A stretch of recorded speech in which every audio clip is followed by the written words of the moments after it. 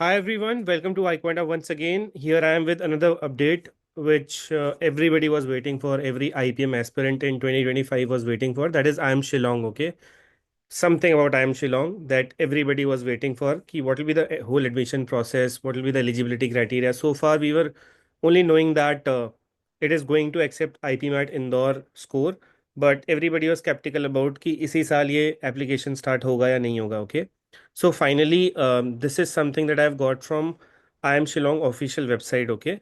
So I'll put the link in the description at the top. I'm here on the page of I am Shillong IPM program where you can read the eligibility criteria, application form, fee, everything.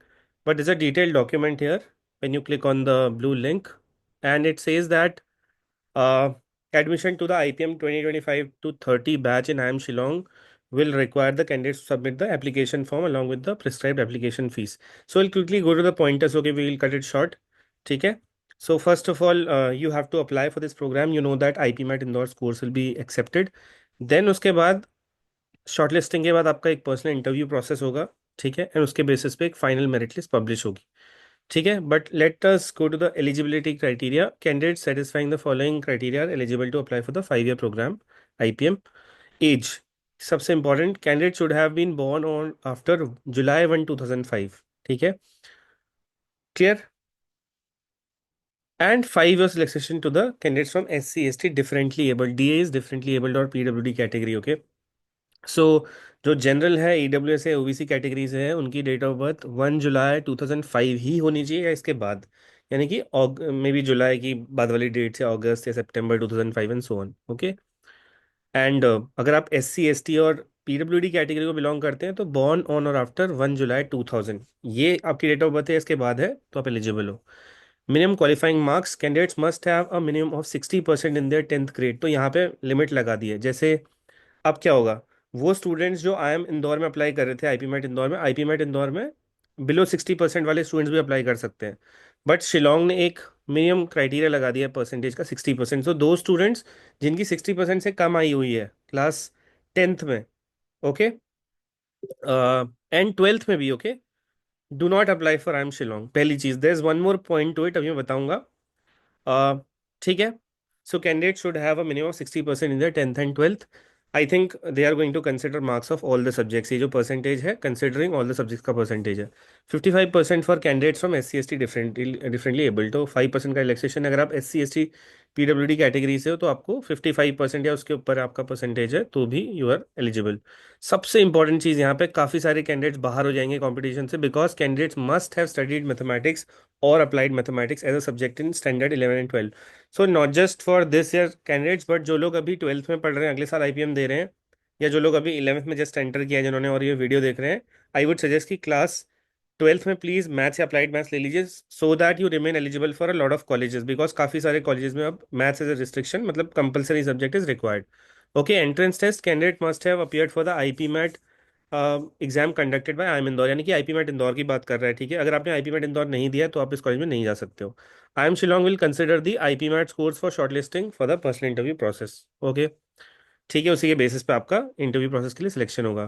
Candidates are likely to complete standard 12 और equivalent by July, end of July 31 2025 can also apply, subject to meeting the eligibility criteria mentioned above, ठीक है. Then at the time of registration for the program, such candidates must produce standard 10 and standard 12 or equivalent examination mark sheet along with a school living certificate, migration certificate. ये तो खैर registration के time का है, ठीक है.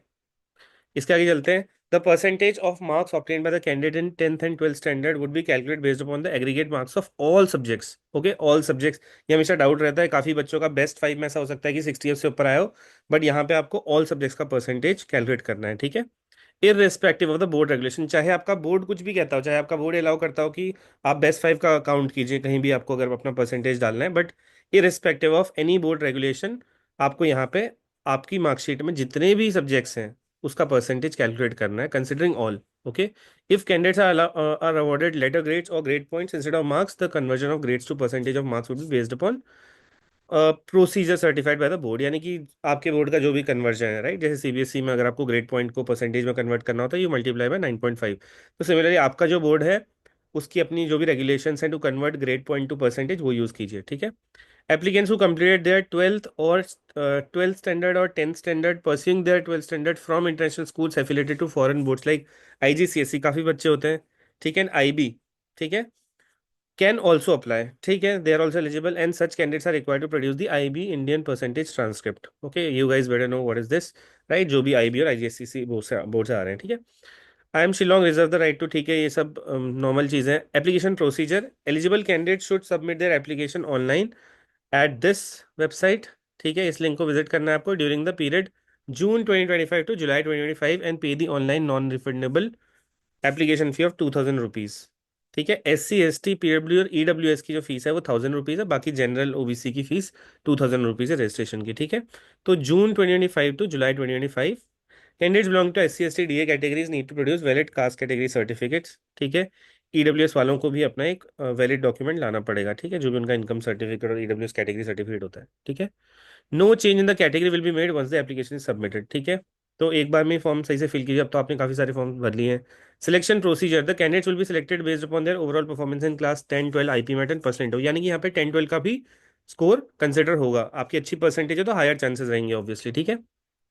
Then इसके बाद का स्टेज 1 क्या है, आपको बेसिकली एलिजिबिलिटी क्राइटेरिया मीट करना है. देन उसके बाद स्टेज 3 में आपका पर्सनल इंटरव्यू होगा, ठीक है.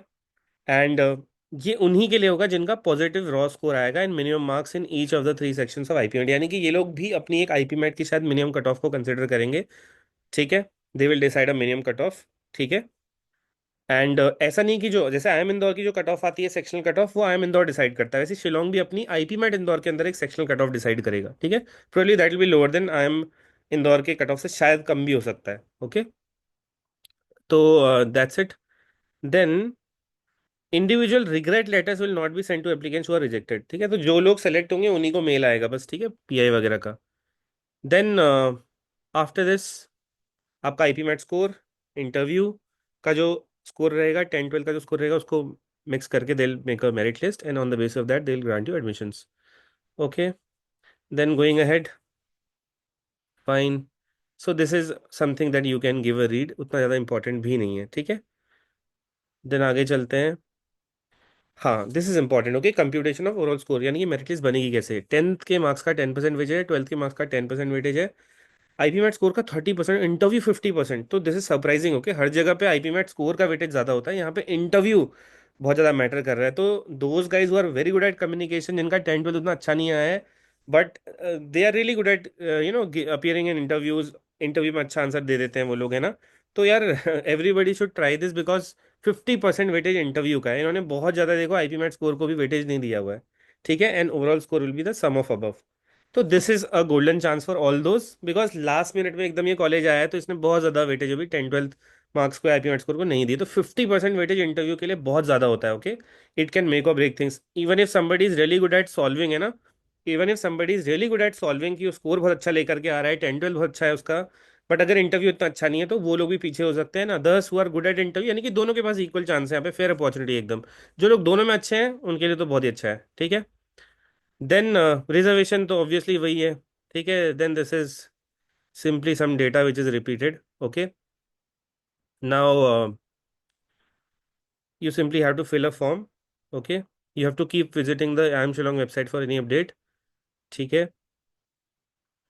Then candidates who appear in the PI process can view their admission status on or before second week of July 2025, okay.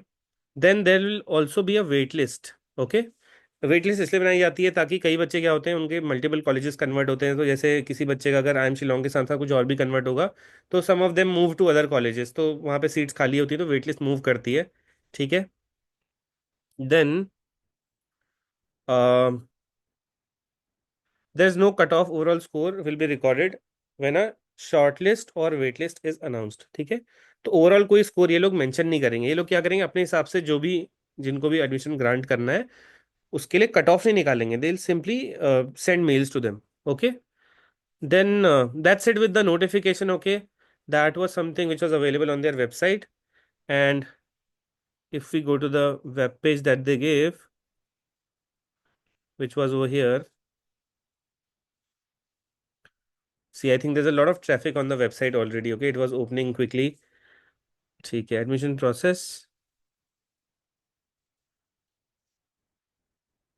And you can read the same here as well. Okay. Application form link will be available here by the last week of May और first week of June 2025. ठीक है.